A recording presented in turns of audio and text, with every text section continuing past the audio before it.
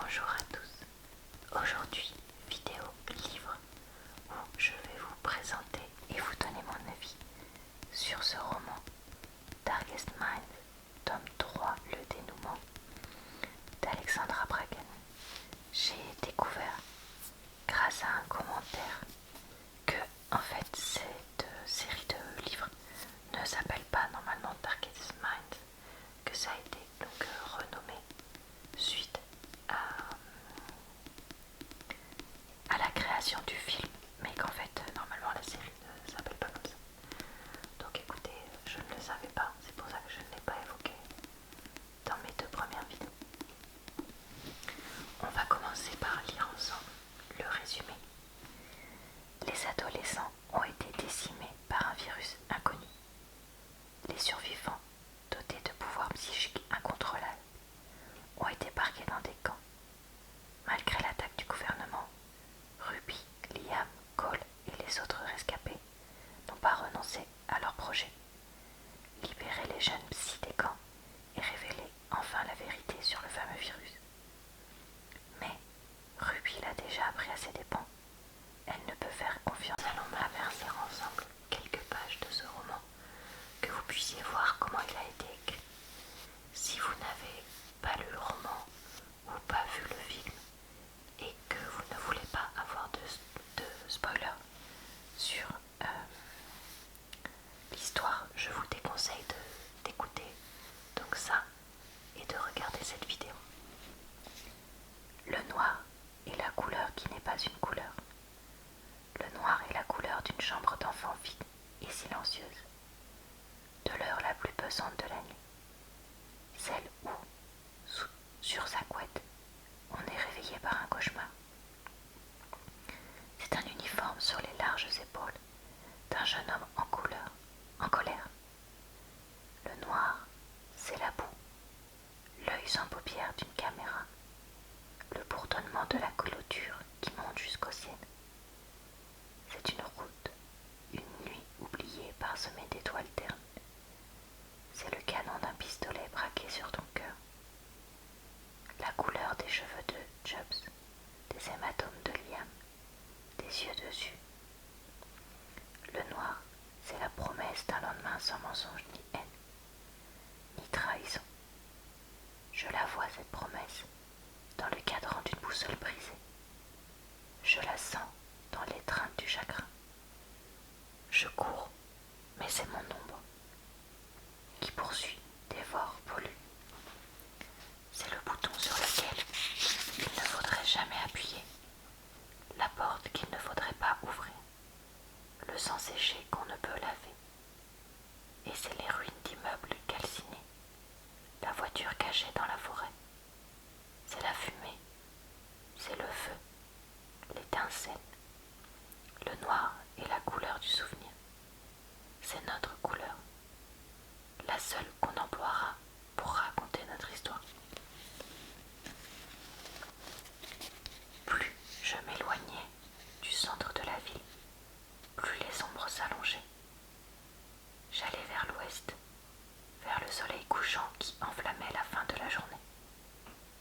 Je détestais l'hiver. La nuit semblait grignoter les après-midi. En temps normal, dans les rues conduisant à notre base, j'aurais apprécié de pouvoir rester à couvert. Mais depuis l'attaque, les ruines, les postes militaires, les centres de détention et les voitures abandonnées avaient si radicalement transformé le paysage qu'il suffisait de parcourir 1 kilomètre dans les décombres pour être complètement perdu. En l'absence de la lueur brumeuse baignant habituellement la ville, ceux qui partaient en reconnaissance de nuit devaient se fier aux lumières lointaines des convois militaires. Je jetai un bref regard autour de moi, posai la main sur la poche de ma veste pour m'assurer que la lampe torche et le pistolet s'y trouvaient toujours. Le soldat Morales me les avait cédés et il ne servait qu'en cas d'extrême urgence. Je ne me laisserais pas capturer. Il fallait que je regagne la base. seul d'une patrouille sur l'autoroute. Morales avait eu la chance de croiser mon chemin.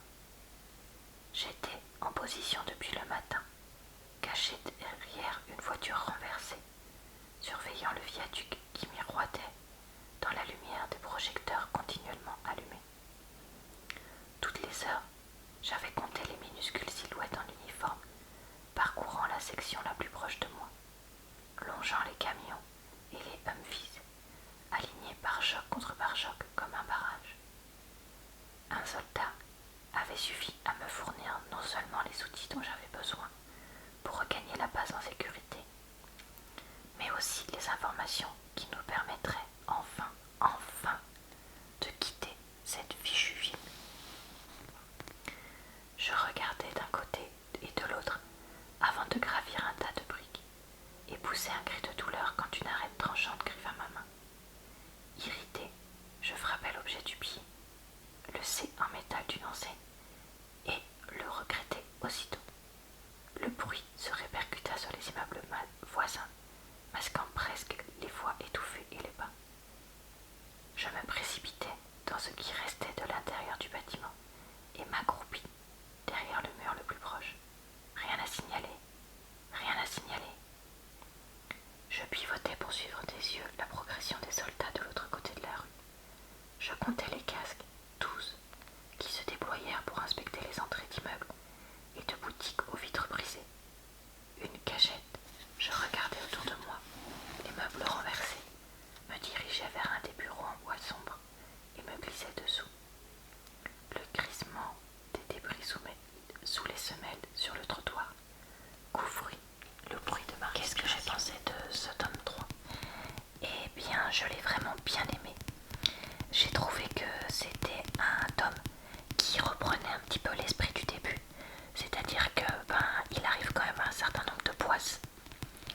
Dans une situation critique, on ne peut pas faire confiance à tout le monde comme on l'espérerait. Et il y a malheureusement des personnes à qui il arrive des choses graves dans des situations critiques, comme celle qui est reprise dans cette série de romans. Et oui, il y a des personnes qui meurent. Donc j'ai trouvé que c'était un tome 3 assez réaliste et où il se passait suffisamment de problèmes entre guillemets pour que la fin paraisse crédible par rapport à tout ce qui s'est passé avant. J'ai trouvé bien, même si des fois c'était un peu pénible à lire, que entre Liam et Ruby, tout ne soit plus idyllique dans ce tome 3. Parce que tout allait presque un peu trop sur des roulettes dans le tome 2, entre guillemets. Et du coup, j'ai trouvé ça sympa de voir que tout n'était pas aussi simple que ce qu'on pourrait croire. Tout n'était pas aussi facile. Et que dans un couple comme dans la vie, il pouvait y avoir des problèmes de confiance. Il pouvait y avoir des moments où on n'est pas d'accord et que c'est pas facile d'accepter ça de l'autre, etc. Et ça, j'ai trouvé ça vraiment bien dans un roman pour adolescents, jeunes adultes, de parler de ça.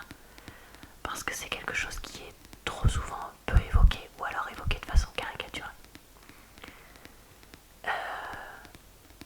J'aime toujours autant le personnage de Ruby, qui est tellement complexe mais en même temps tellement simple, que je trouve vraiment intéressante.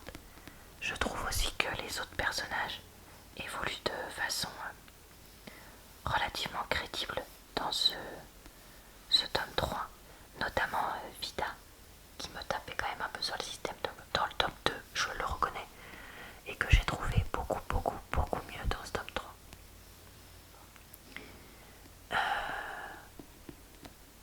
J'ai trouvé que comme il y avait quand même beaucoup moins de personnages secondaires, on va dire, dans ce tome 3,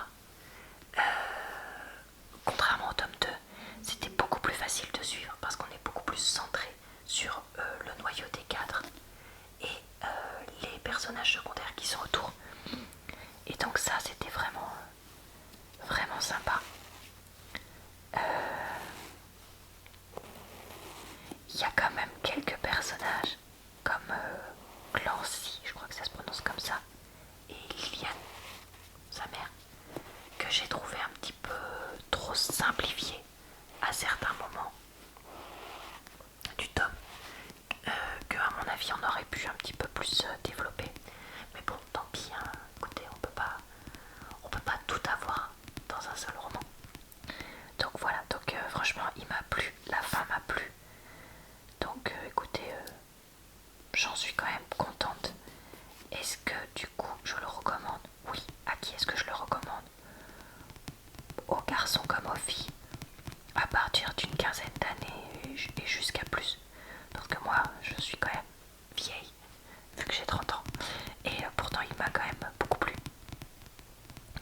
Et du coup, est-ce que je vous recommanderais la série, donc de lire la trilogie? Oui, vraiment, voilà, même si, comme je l'avais dit dans ma vidéo du tome 2, il y a un petit passage dans le tome 2 que j'ai trouvé un peu longuet et puis pas très intéressant. Le tome 1 et le tome 3 rattrapent totalement ça. L'histoire est vraiment super bien écrite.